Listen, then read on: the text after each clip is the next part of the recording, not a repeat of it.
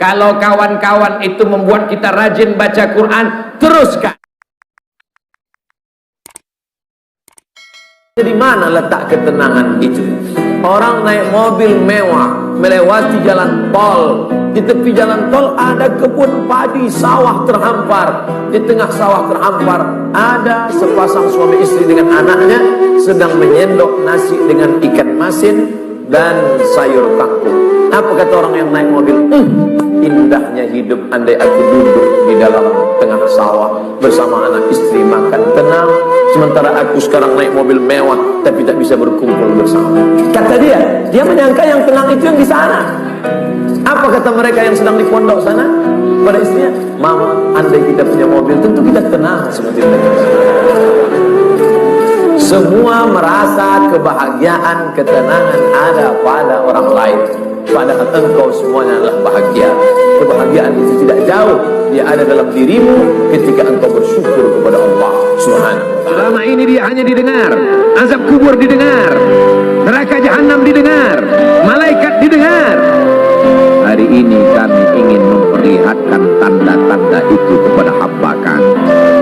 Jangan bersedih ketika kau didustakan. Jangan bersedih ketika kau dibunuh karaktermu.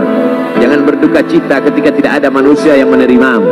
Karena sesungguhnya itu hanyalah cara Allah menguatkan hatimu, karena dia ingin mengangkat derajatmu, menempatkan di tempat yang terpuji, memperlihatkanmu sesuatu yang tidak pernah dia perlihatkan kepada manusia yang lain. Dia buat hatimu hancur berkeping agar tidak lagi ada tempat makhluk dalam hatimu, yang ada hanya Allah semata. Ma fi qalbi ghairullah. Pada saat itu mentalmu sudah kuat, layaklah engkau berada di tempat yang terpuji. Apalah Allah menakdirkan saya hidup sekarang ya Pak Ustadz. Saya ini sebenarnya nakal karena hidup sekarang. Coba kalau saya hidup zaman Nabi, pasti saya baik. Orang seperti ente ini, andai hidup zaman Nabi, pasti ikut Abu Lahab.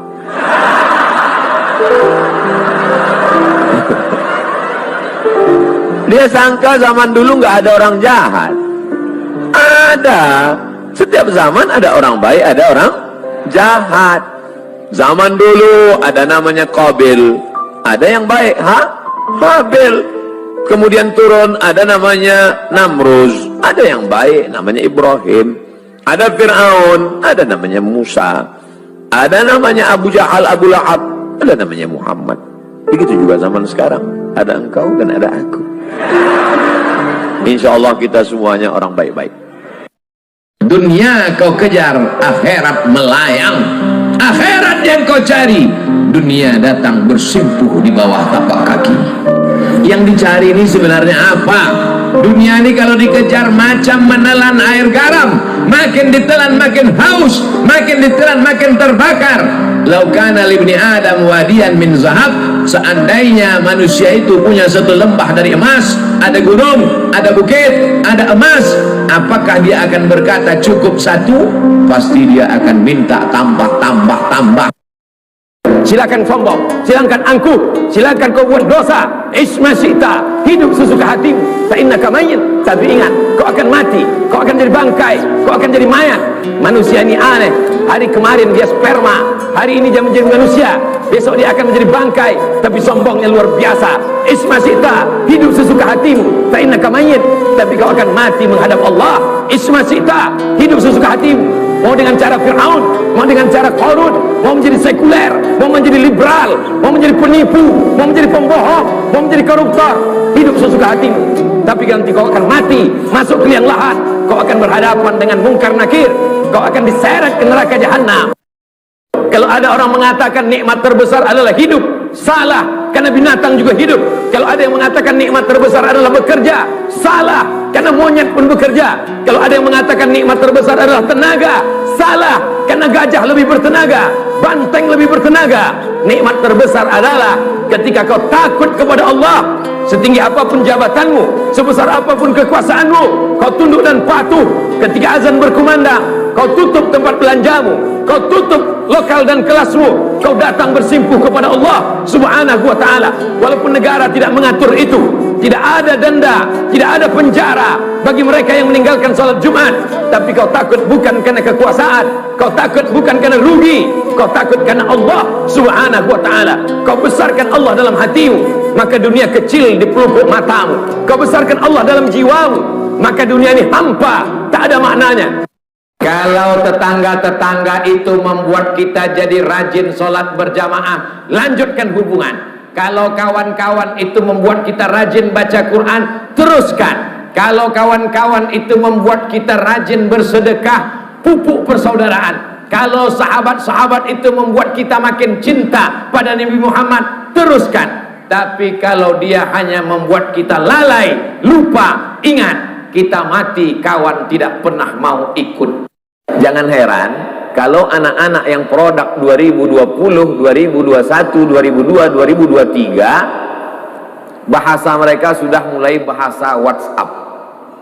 Bagaimana bahasa WhatsApp? Singkat-singkat saja. Saya sudah coba tuh bicara dengan beberapa anak.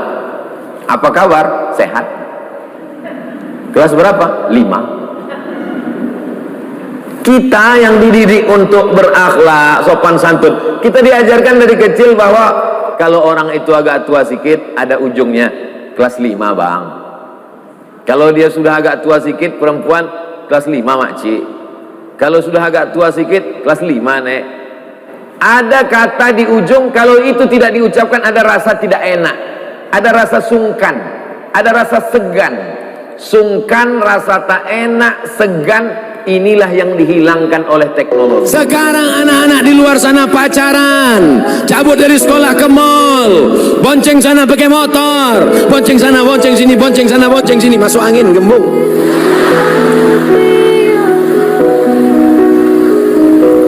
Yang rugi laki-laki apa perempuan? Perempuan. Yang muntah-muntah ngidam laki-laki apa perempuan? Perempuan. Yang mengandung 9 bulan 10 hari laki-laki apa perempuan?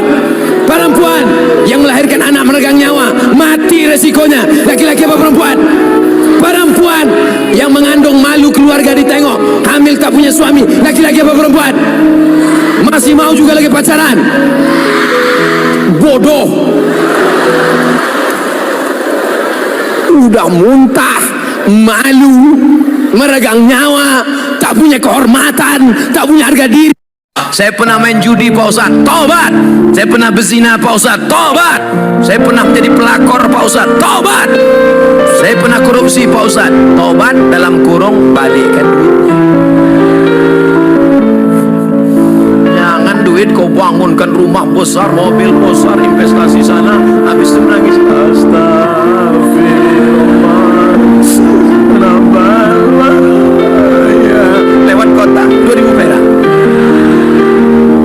Apa itu? Beda kalau salahnya sikit, salah sama Allah. Salah kau sama Allah, berdosa engkau, maka engkau menangis di pintu Ka'bah pergi umrah, labbaik Allahumma labbaik Allahumma. Setelah orang tua itu tak ada, barulah kita rasa dunia ini hampa. Dan duit itu tak ada gunanya, mobil itu tak ada gunanya, rumah itu tak ada gunanya, apapun tak ada gunanya. Barulah kau cari mana kain yang pernah dia pakai dulu, mana sajadah yang dulu dia pakai waktu sholat, di mana dia dulu sering duduk, bekas tempat duduknya aja pun bisa menghilangkan duduk. Tapi setelah dia tak ada, makanya mumpung dia masih ada, ciumlah tangan, peluklah tangan, ciumlah kening. Kalau kau ada duit, kirim. Siapa orang yang kira-kira bisa digaji, dibayar untuk memasakkan dia di rumah? Berkirimlah. Karena sampai masanya nanti duit yang banyak itu tidak ada gunanya. Sebanyak apapun kau simpan tak ada rasanya lagi, hampa. Ibu mungkin bukan tentara, ibu mungkin bukan polisi, ibu mungkin bukan menteri gubernur, tapi amal ibu akan tetap mengalir walaupun ibu sudah mati dimakan cacing tanah, karena anak ibu berdoa tiap malam, Rabbil firli wali walidayya warhamhuma kama rabbayani shaghira. Rabbighfirli, ampunkan aku, wali walidayya, kedua orang tuaku, warhamhuma, sayangi ayah dan ibuku, kama artinya sebagaimana, bukan kemana. Kama rabbayani, sebagaimana ibuku dulu mendidik aku. Tak ada bunyi ayatnya sebagaimana ibuku sayang padaku, bukan. Sebagaimana ibuku dulu cinta padaku, bukan. Sebagaimana dulu ibuku